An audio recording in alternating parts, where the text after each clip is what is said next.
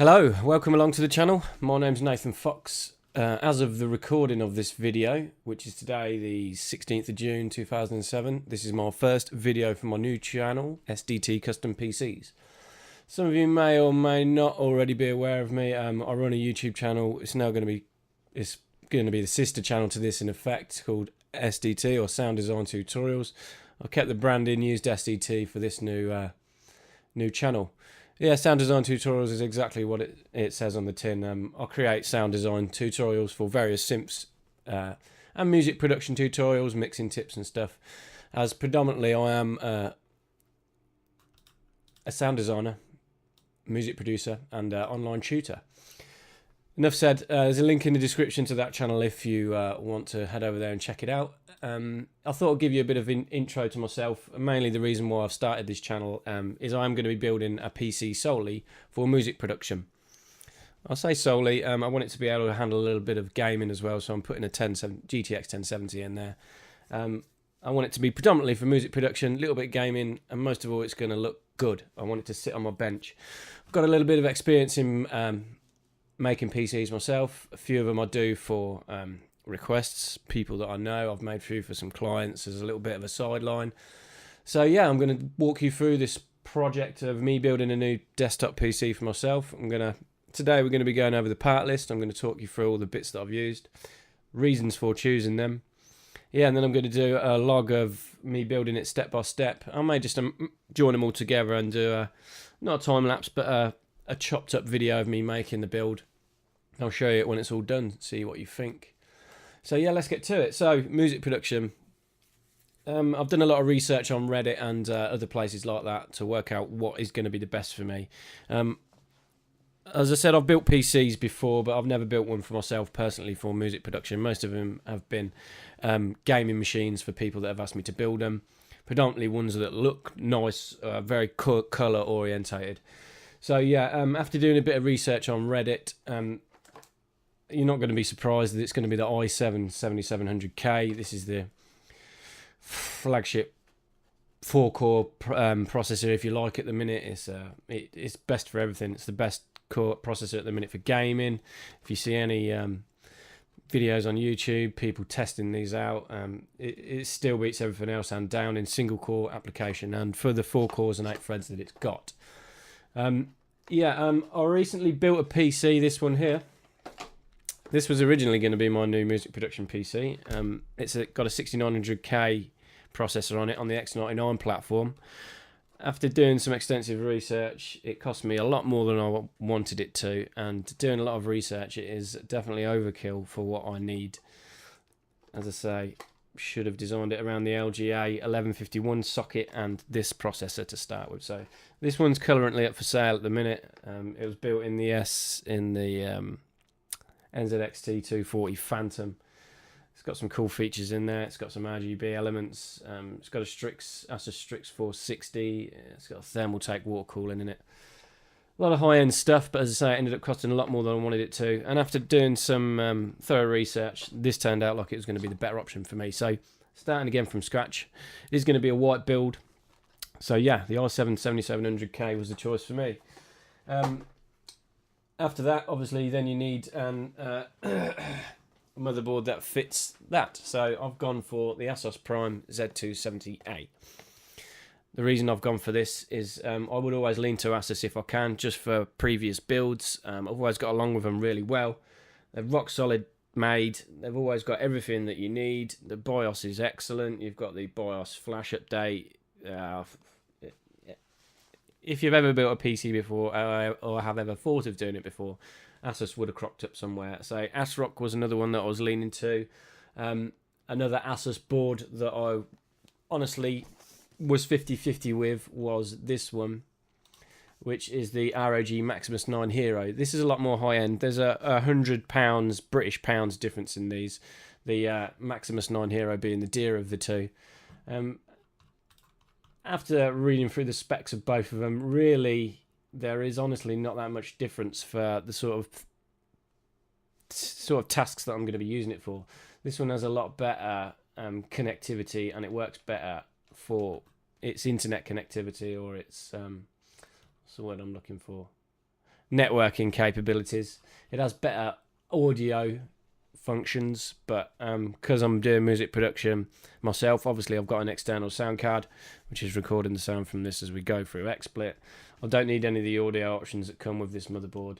This has a lot better capabilities in regards to overclocking and stuff like that, but honestly, this running at clock speeds at 4.2 gigahertz with the GTX 1070 that I'm going to put in it is going to be perfect for me, the little amount of gaming that I am going to be doing on it. So, Asus Prime Z270A. That was an easy choice for me. What comes next? The RAM. Again, an easy choice for me. I'll always go with Vengeance LPX if I can. DDR4 obviously, which suits the motherboard. These are a 2x16 gigabyte kit, so 32 gigabytes in total, running at 3000 megahertz. 32 gigabytes is ample for what I need for music production. I know that because I've been running 32 gigabytes of RAM in my old system. I've never had a creak or anything like that. That being said, the motherboard I'm using has the capability to up it to 64 gigabytes in the future. That's partly the reason why I chose the 2x16 sticks, so that I then have two available slots if I wanted to upgrade it to 64 gigabytes in the future. The LPX also a low profile. The white is going to marry in with everything else on the build. It is going to be a white build in case you didn't realise. Also, I should quickly say about the Z270A Prime from Asus. It's predominantly a white on black board. Yeah, that's why I went for it, as well as the fact that I trust the Asus. I trust the Asus boards and really like the BIOS. The white theme was going to help carry through to everything else in the build. The RAM's white, the board's white, the graphics card's white. I've got some white LED fans which we'll talk through in a minute. For coolant, I've gone for an AIO cooler. I've gone for the NZXT Kraken X62. This is a 280mm liquid cooler. This again was an easy choice for me. This is the cooler of the moment. It looks absolutely fantastic. It does the job very, very well from reviews that I've read. I've never used this in a build myself, but hopefully there's enough room for me to put this in a push-pull configuration. I'm going to have it on the front of the chassis, with the stock fans pulling the air in to the case, passing it through the radiator. And then I'm going to use some Corsair SP140s, the static pressure fans, with the white LED on the inside of the radiator, drawing the air into the case. So, may not be able to fit these in. I've heard some compatibility problems with a 280mm radiator in the case that I've chose, which I should have said by now is the S340 Elite from NZXT. I'm not going to lift it up because it's got some other stuff tacked on top of it. Maybe we can get it up quickly. So the NZXT S234E Elite. It's a very, very, very widely used and popular case. So here it is. This is the white on black version. The one I've gone for is the all white. It's matte white. I don't think that bit is black there. I might be wrong. I haven't actually got it out of the case yet, so I can't tell you. But yeah, it's sort of a matte white effect. It's got some very cool cable routing options. The things what people have said when fitting a 280mm radiator in here is it can interfere with the front panel connectors that you got at the top here, but I'm quite sure if we put the fans on before the radiator, it eliminates any of that problem. And then with the sound card that I've chose, there should still be plenty of room to then put the fans on the inside to act as a push-pull configuration. So yeah, they're the SP140s that I'm hopefully going to put on the inside of the radiator to give me that push-pull config. I've then got two AF120s by Corsair as well. These are the white LED version again. I'm going to swap these out for the two case fans. As you can see, the case fans are both just black. I wanted to stick with a white theme, so one of these will be going on the top, one of these will be going on the back, both white LED. Good thing about the NZXT Kraken X62 is that it has a dedicated fan hub in it. Obviously, you only get two fans with the AIO cooler. So there's another two ports for me to plug this straight in, which means it's only going to take up one fan header on the motherboard, being the CPU fan header, which makes it very easy to control all of them with one single fan curve inside the Asus BIOS. The Asus BIOS is very, very cool. When you use these SP fans, obviously they're PWM, which means you can change the speed of varying different factors, mainly being the temperature of the CPU, which is what I am going to want to do. What else have we got? Storage. I've gone for a Samsung 960 EVO M.2.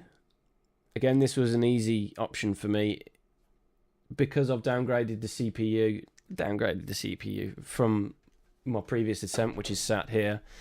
The CPU, the 6900K was £8,500 British pounds. The 7700K was £300. So I felt like I had a little bit of money to waver on a little bit better graphics card, which we'll talk about in a minute, and also the M.2 SSD drive.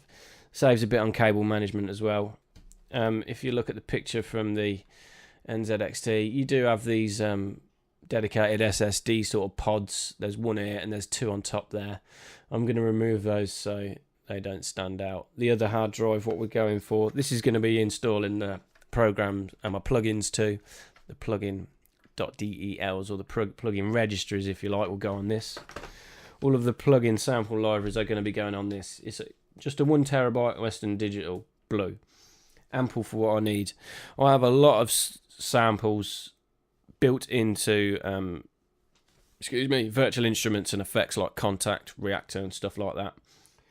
Got a huge array of stuff, and I checked the amount of storage that I'd already accumulated on my last drive, on my last system, and it wasn't even half of a 1 terabyte drive. So this is going to be ample for me. Where I am at the minute, I don't see myself buying any more sample libraries. I've got enough to keep me going forever with Complete alone, plus the Tones 2 stuff that I use on a regular basis. So yeah, that's the storage done. 960 EVO M.2 for obviously the OS installation of plugins and stuff and some games. That's going to help the games load quicker as well, and also the virtual instruments load quicker. Western Digital 1 terabyte Blue, ample storage for that, and plus my other sample libraries. That's it. The only other thing I haven't got here to show you is the sound card, because it is as I've made this video today, it is out of stock. I'll quickly search for that while we're here. It's the Asus GTX 1070 Dual. This was an easy choice for me again because it's white. So this is the GTX 1070 Dual. I did actually buy it from this BT shop place. It came through a lot less than that, and it was only a week ago when I bought it. It was £403.49, which is excellent. It's so much cheaper than anywhere else. Look, you can see it goes all the way up to £600. There's, with the mining going on with these sound cards lately, the price has just gone up crazily. But yeah, this is on order. They haven't told me exactly when it's going to be in yet, but it is going to fit into the build. Very, very nice. Being white. I may be mounting this vertically yet. I've not decided whether I'm going to do that or just stick to the traditional mounting option. But yeah, along with that, I've ordered some cables from a British cable company called Shack Cables, I believe it is. They're just white cable extensions for the 24-pin power, the 8-pin CPU power, and the GPU power. I believe there's some SATA ones in there as well, but I'm not too sure. The only other thing that I may add, if the lighting from the fans isn't enough or doesn't give it enough of the white glow that I want in lower lights, I may add an white LED strip from NZXT. It uses the Hue control software, so you can sort of control it and get it to sit well in your case. But yeah, that's it. Nice and straightforward part list. All the decisions were really straightforward for me. A little bit of umming or ahhing on the motherboard. The cooler, the AIO cooler, was a no-brainer for me. Oh, power supplies. PSU, the only thing we haven't gone over. I've gone a bit overkill. I've gone for this EVGA Supernova 850 G2. This is a fully modular. I have worked with this before. Everything's labelled up. Excellent. The cables do not look too bad, even though I'm using the extension cables. I really wanted an 80 plus gold just to deal with anything. you always need to allow a little bit extra when you're doing music production PC, because you're going to have a lot of stuff running through USB. I mean, I've got a MIDI keyboard, I've got an onboard outboard effects unit, I've got a Voris TI, I've got a sound card.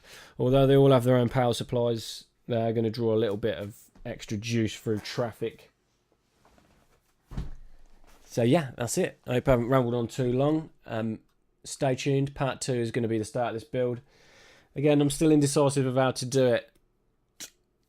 Whether to do loads of little videos just showcasing how to install the different bits. I don't really think I need to do that. I may just change the camera angle when I'm installing the different bits and just do a time lapse with one of my tracks on it to show you the build, and then we'll talk about it when it's complete. The aim of this channel is to keep building these PCs as a sideline. If you're happy with this PC or this spec or anything like that, you live in the UK, you want me to build one for you, just hit me up. I'm not going to stick loads on for building it, believe me, I enjoyed doing it. I'll fully put Windows on it for you, stress test it and everything. Yeah, get in touch. You'll see when this finishes, it is going to look good. That's mainly what people who have built PCs before in the past want them to look cool. So all the colour coordination, cable management, obviously picking the right parts to do the job well. So yeah, stay tuned for the next one, and thanks for watching. Please hit that subscribe if you're the first person watching this. Obviously there's no subscribers, but yeah, thanks a lot for watching. Cheers.